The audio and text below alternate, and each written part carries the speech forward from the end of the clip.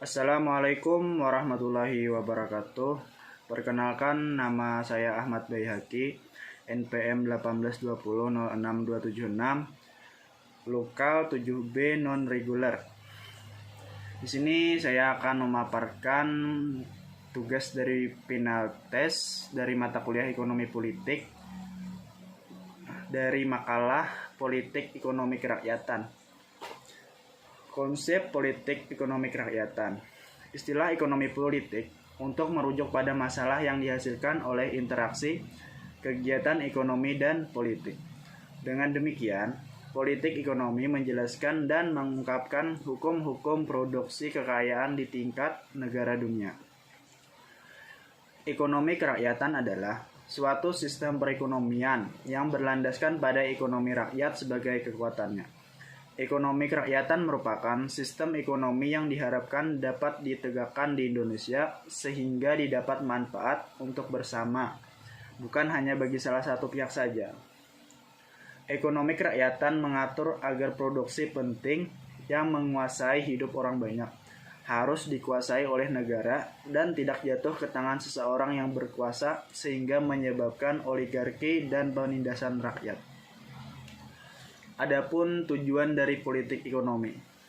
Tujuan politik ekonomi pada garis besarnya dapat dikatakan bahwa pemerintah berusaha untuk mencegah berbagai perkembangan yang tidak seimbang dan diusahakan untuk mencegah atau memperbaiki gangguan-gangguan keseimbangan yang terpenting. Beberapa tujuannya yaitu bisa dengan mengatasi pengangguran, menyetarakan pendapatan secara adil, meningkatkan produktivitas, dan hal lainnya. Kemudian, ekonomi kerakyatan dalam negara Pancasila. Sistem ekonomi kerakyatan yang diajarkan oleh Pancasila adalah sistem ekonomi kerakyatan yang dijelaskan dalam sistem ekonomi kapitalisme yang mendeskripsikan tentang pemerasan terhadap masyarakat bawah dan bersifat egois, atau dengan kata lain individualisme. Adapun ciri ekonomi kerakyatan adalah dari sila Pancasila. Sila pertama, ketuhanan yang Maha Esa, yang artinya ada etika moral yang berasas ketuhanan, bukan berdasarkan materialisme, tetapi berdasarkan syariah yang telah ditetapkan oleh Allah. Sila kedua, kemanusiaan yang adil dan beradab, maksudnya ekonomi yang modern atau ekonomi yang non-neoklasikal tidak mengenal kekerasan, penghisapan, ataupun riba. Sila ketiga, persatuan berdasar sosionasionalisme yang artinya ekonomi berdasarkan kekeluargaan, gotong royong, dan tidak saling mematikan. Sila keempat, kerakyatan berdasar demokrasi ekonomi, kedaulatan ekonomi, mengutamakan hajat hidup orang banyak. Dan sila kelima, keadilan sosial. Keadilan sosial secara menyeluruh, artinya kemakmuran rakyat yang utama.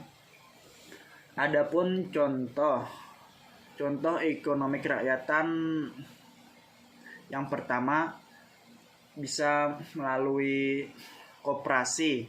Koperasi itu salah satu bentuk penerapan Pancasila yang mampu meningkatkan perekonomian suatu institusi. Contoh lain seperti BUMN atau Badan Usaha Milik Negara. BUMN ini menunjukkan adanya peran serta negara dalam hal mengelola perekonomian dalam berbagai bidang. Contoh lain juga seperti serikat buruh adalah suatu bentuk gerakan kolektif yang dilakukan oleh kelas pekerja. Demikianlah pemaparan makalah dari saya. Bila ada kata-kata yang kurang berkenan, mohon dimaafkan. Billahi taufik wal hidayah. Wassalamualaikum warahmatullahi wabarakatuh.